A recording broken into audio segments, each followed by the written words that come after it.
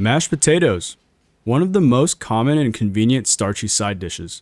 From family meals to fancy steakhouses, you'll find mashed potatoes somewhere on the menu. Now, everybody's made mashed potatoes before, and you probably have your own recipe that you swear by. But how do you know if you're making the most out of your mashed potatoes? Could there be a technique that you've been neglecting that would improve your recipe? Today, I'm going to show you the most consistent and foolproof recipe for mashed potatoes, and a handful of tips along the way to help you improve your culinary skills. Since we're making mashed potatoes today, we need to talk about potatoes. Whether it's a starchy potato like russets or a waxier potato like a Yukon Gold, it ultimately comes down to preference. There's no right answer here.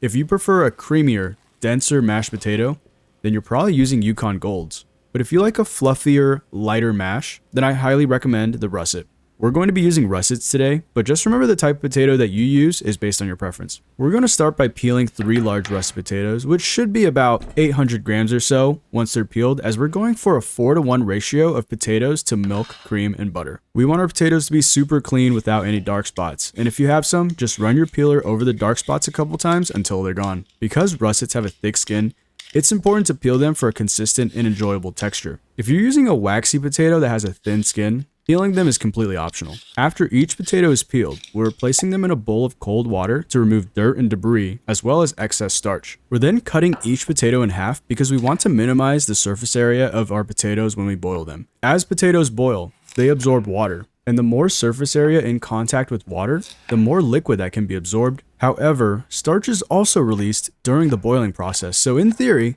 you could cut your potatoes into smaller pieces to release more starch, which helps to avoid paste-like mash. As you can see, there's a delicate balance between water absorption and starch release. But personally, I've gotten the best results when I leave my potato chunks in larger pieces. Just make sure they're all consistent sizes so they cook evenly.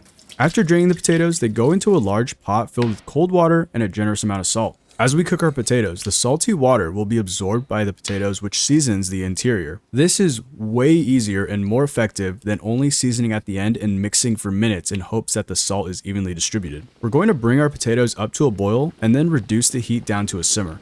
The reason we start with our potatoes in cold water is to evenly cook our potatoes throughout. If our potatoes were in a rolling boil the entire time, the outside would be overcooked by the time the inside is done, which again will lead to a gummy, unpleasant texture. After the potatoes have been simmering for about 20 minutes, we can check for doneness the easy way or the scientific way. If you have a thermometer, you can take a potato chunk and check its internal temperature. At about 200 degrees Fahrenheit, your potatoes will have reached the perfect softness and texture for fluffy mashed potatoes. By the way, this is totally unnecessary, as you can easily check for doneness with a knife or fork. Once our potatoes are cooked, we're going to place them on a wire rack to evaporate any water we can through steam. This will allow our potatoes to absorb more milk, cream, and butter, aka flavor, later down the road. By the way, if you're enjoying the video so far, I would really appreciate it if you could hit that like button or subscribe to the channel. Anything helps the channel grow, so I just want to say thank you in advance.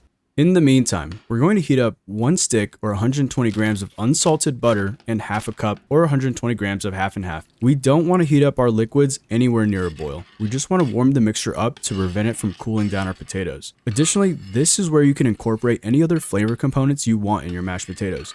You can add in herbs, seasonings, and other aromatics into your liquid mixture. Once our potatoes have cooled down and stopped steaming, we're going to mash them using a ricer, which is the fastest and easiest way to get fluffy mashed potatoes. By using a ricer instead of a hand mashing tool, we can avoid overworking the starch and also incorporate a little air into our potatoes, which promotes lightness and fluffiness. We're ricing our potatoes directly into the pot they just boiled in because they're going back on the stove on a low heat to keep our potatoes warm during the mixing process. With our potatoes riced and our milk, cream, and butter ready, it's time to begin working in that flavor.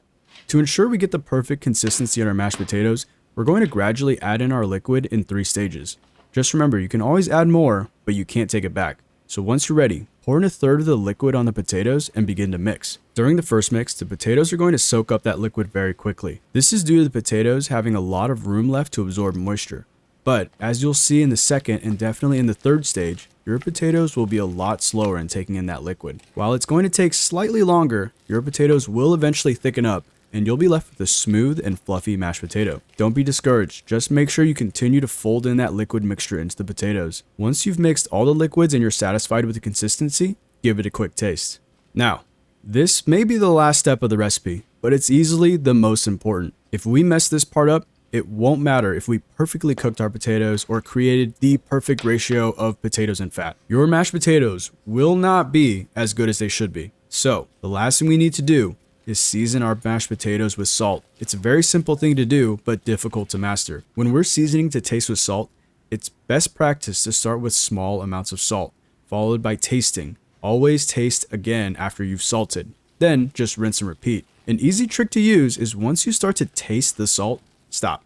Any more salt and you risk over seasoning your mashed potatoes. And now we're finally done. We've just made the perfect home-style mashed potatoes that your guests are going to keep coming back for. Our ratio of potato to butter, milk, and cream is about 4-1 and is the optimal balance between something overly rich and your classic mash. But don't just take my word for it. If you do try this recipe out, let me know down in the comments how it went for you and what you think. And if you found something in this video that you'll be using the next time you make mashed potatoes, let me know as well. Anyway, I hope you enjoyed the video. Until my next one, I will see you all next time. Perfect. Perfect salt level. I feel like this is something that you can have a big serving of and not get sick of it. Like if we used more butter, made it richer, you could only have so much before you get sick of it. This you could have seconds and be totally fine.